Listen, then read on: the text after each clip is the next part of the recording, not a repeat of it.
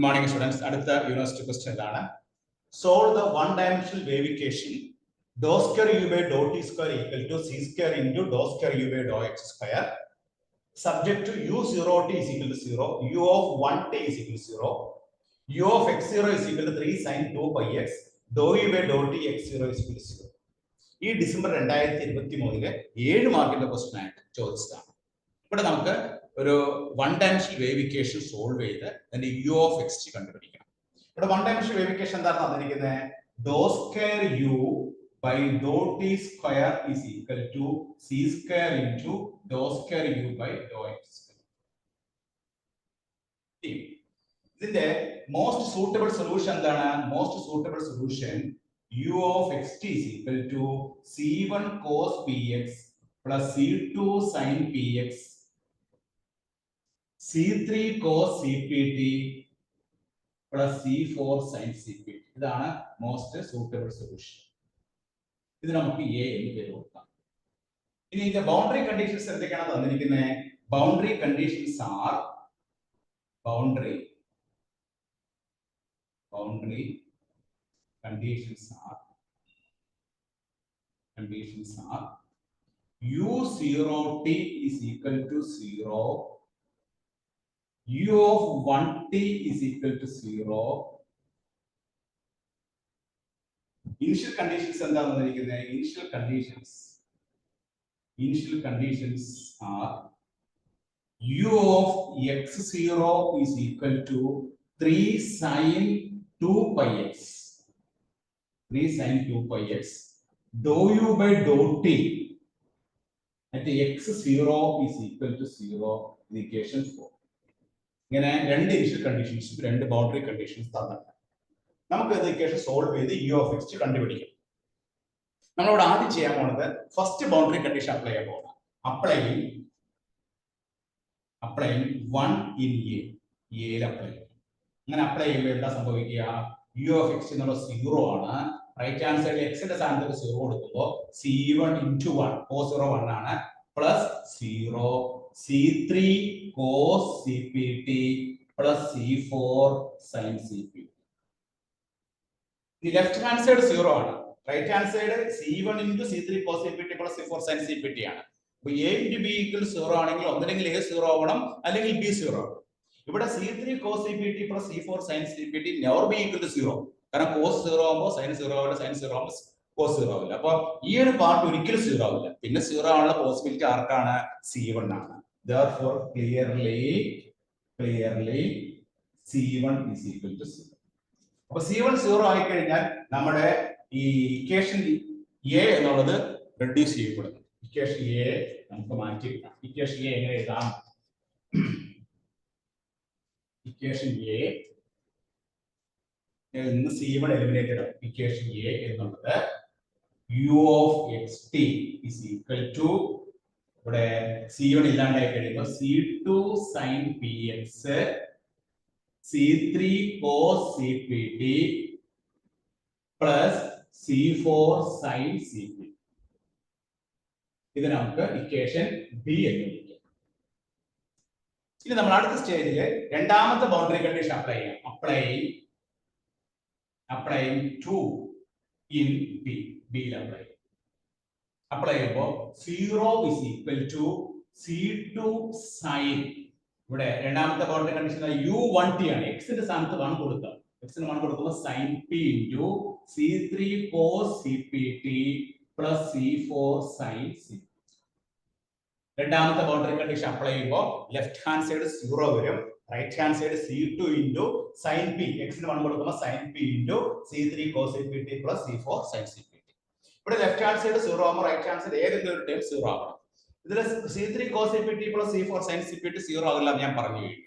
പിന്നെ c2 0 ആയിട്ട് സംഭവിക്കുക, ഇക്വേഷൻ തന്നെ ഇല്ലാതായി പോകും. c2 0 ആയി കഴിഞ്ഞാൽ ഇക്വേഷൻ ഇല്ലാതായി പോകും. പിന്നെ ആർക്കാണ് പോസിബിലിറ്റി ഉള്ളത്? Therefore clearly sin p is equal to 0. That is equal to general ആയിട്ട് എഴുതുമ്പോൾ sin n pi വരും.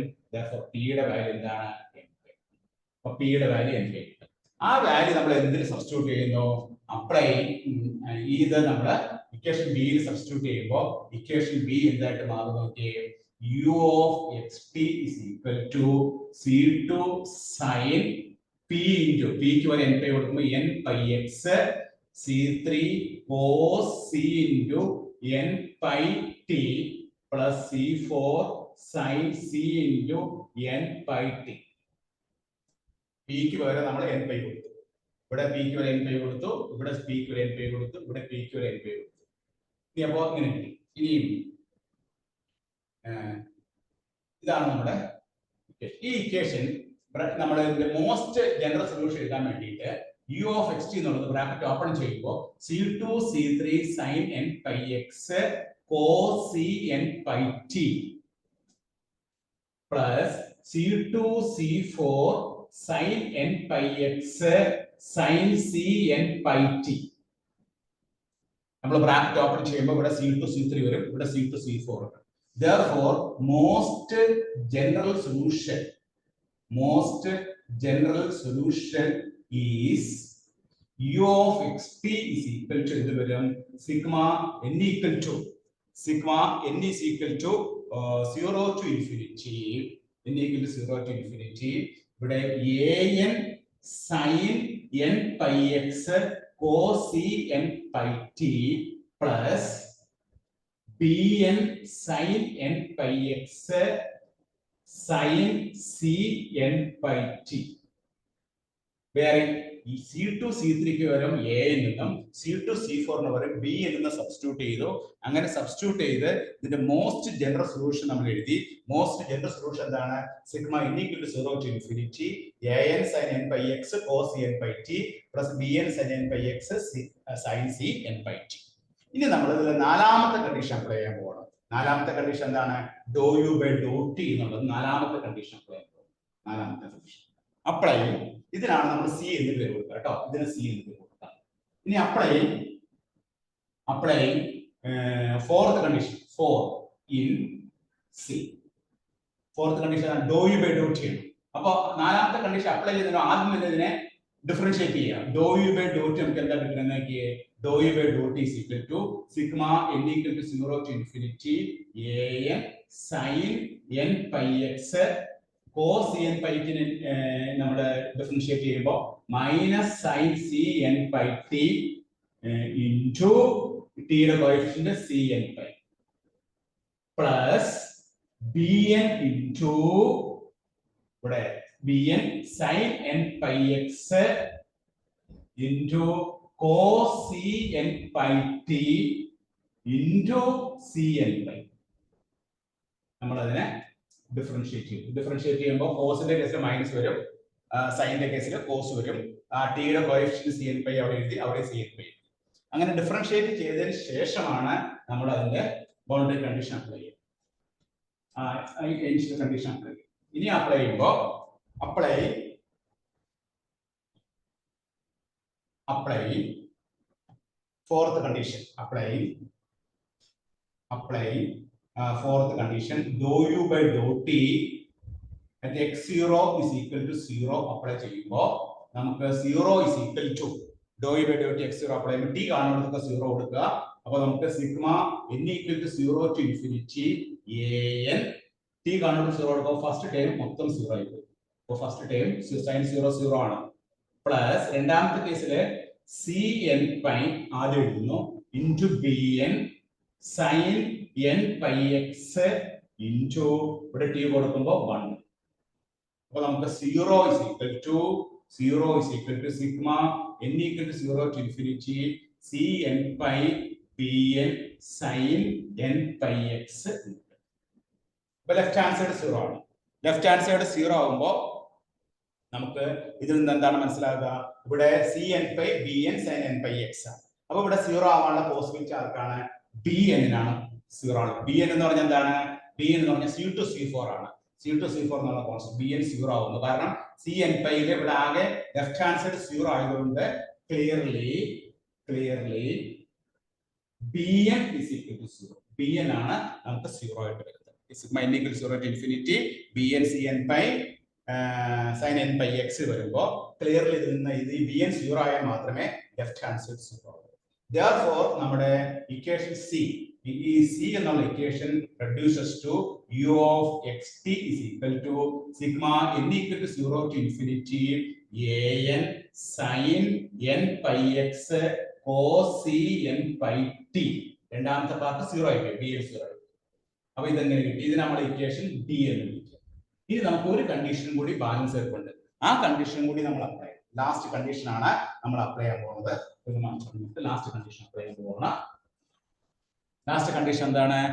u of x0. u of x0 എന്ന് പറഞ്ഞാൽ എന്താണ്? 3 sin 2 pi x ആണ്. 3 sin 2 pi x.